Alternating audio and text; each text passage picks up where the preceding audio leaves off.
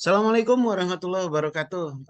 Kawan-kawan semua, hari ini saya akan membuat video menyampaikan gagasan dan pikiran saya tentang Merdeka Belajar.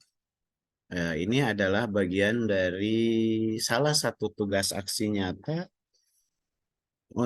dan saya mengambil cara untuk membuat video untuk menyampaikan gagasan-gagasan dan pemahaman-pemahaman tentang Merdeka Belajar. Yang pertama, saya memahami bahwa kita sebagai guru harus memahami dan mengenali kita sebagai pendidik. Diri kita sebagai pendidik, saya sebagai guru, saya sebagai pendidik, saya bertugas mengajar, itu harus kita pahami. Yang pertama, yang sering kali orang lupa, atau mungkin saya juga pernah melupakan prosesi ini, bahwa saya seharusnya sebagai seorang guru lebih mengedepankan atau mementingkan standar yang pertama itu bahwa saya adalah pendidik, di mana saya memiliki peran yang sangat besar dalam menjadikan para murid-murid saya untuk selalu berjalan sesuai dengan norma-norma yang ada, baik itu di sekolah dalam menjalankan budaya sekolah maupun ketika mereka berada di luar lingkungan sekolah. Kenapa kita harus memahami diri sebagai pendidik? Karena ketika kita menjadi seorang pendidik, maka hal yang kita kerjakan menjadi sangat-sangat tidak sederhana, walaupun bisa dikerjakan secara sederhana, dan itu bisa jadi membuat murid-murid kita berkesan. Kenapa?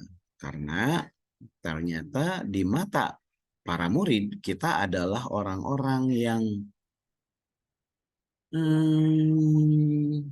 memberikan coretan-coretan atau goresan-goresan kenangan indah dan solusi atau jalan keluar ketika mereka berjalan.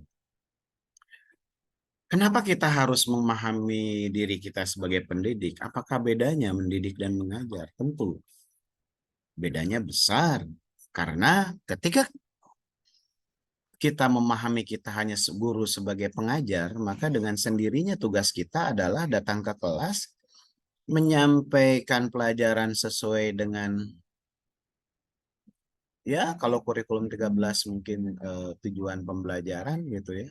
Kalau sekarang capaian pembelajaran selesai dikerjakan anak-anak, kuis atau evaluasi atau refleksi selesai.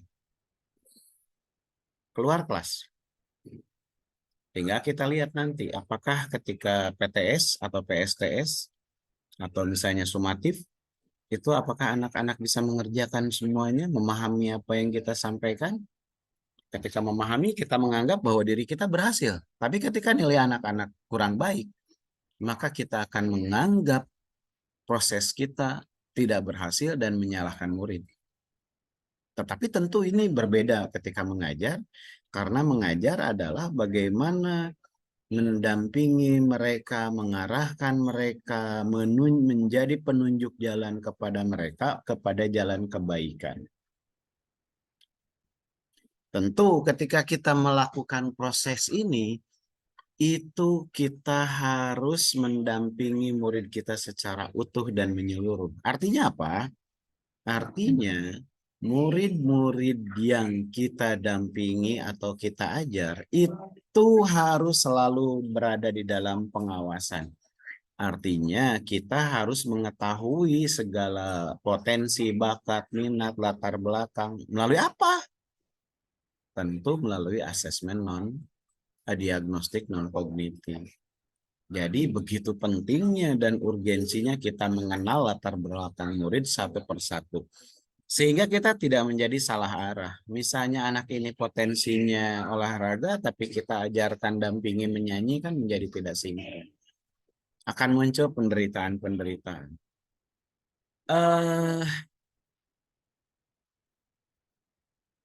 Kenapa menjadi harus utuh? Karena Dalam mendidik, pada hakikatnya kita melatih kecerdasan budi pekerti. Melatih kecerdasan budi pekerti itu artinya bagaimana ketika kita hadir di kelas ketika mengajar, maka bukan hanya materi yang kita sampaikan, bukan hanya menunjukkan bahan ajar, tapi bagaimana materi-materi itu menjadi bagian dari pemahaman dia dalam memahami norma-norma dan budi pekerti yang baik.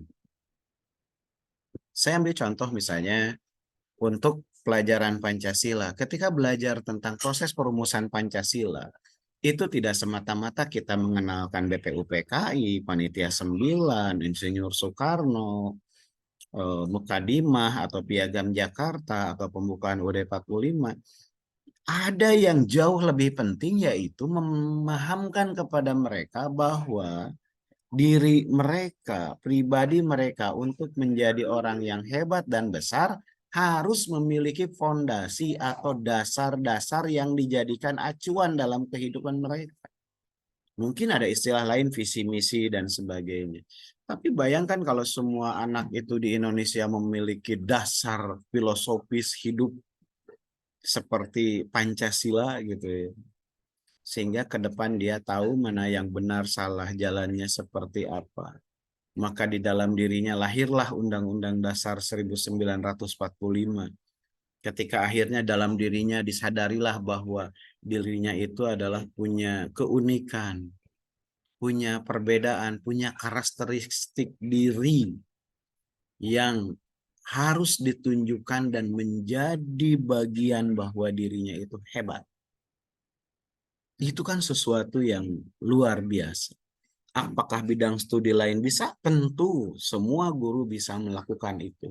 Jadi buat kawan-kawan guru, silahkan desain sebuah pembelajaran yang akan mengarahkan dan mengkoneksikan antara materi yang kita ajar hari ini dengan bekal atau tuntunan nilai-nilai dari materi itu supaya masuk dan mempribadi. Bayangkan di dalam otaknya akan penuh dengan misalnya persepsi sebuah nilai menurut versi matematika, menurut versi bahasa, menurut versi IPS, menurut versi PKN, menurut versi PABP. Betapa utuhnya, sehingga nilai-nilai cakupan profil pelajar Pancasila itu bisa terwujud. Jadi ketika semua guru bersinergi dan memahami konteks merdeka belajar ini, maka dengan sendirinya kita sudah meng-guide, sudah mendrive anak-anak untuk berjalan ke arah jalan keselamatan dan kebahagiaan di masa yang akan datang sesuai dengan bakat, minat, potensi dirinya. Dan muncullah pribadi-pribadi profil pelajar Pancasila di setiap individu. Ketika satu profil pelajar Pancasila ada di si A laki-laki dan si B perempuan menikah, maka muncullah profil keluarga Pancasila ketika punya anak dan sebagainya. Ketika dia bekerja di kantor, maka akan muncullah profil kantor Pancasila atau profil pekerja Pancasila, profil perusahaan yang berpancasila. Kita tidak harus menunggu lama untuk menjadikan Indonesia hebat di tahun menuju Indonesia emas tahun 2045. Terima kasih, salam bahagia, salam sehat dan bahagia. Sampai ketemu lagi di sesi berikutnya. Assalamualaikum warahmatullahi wabarakatuh.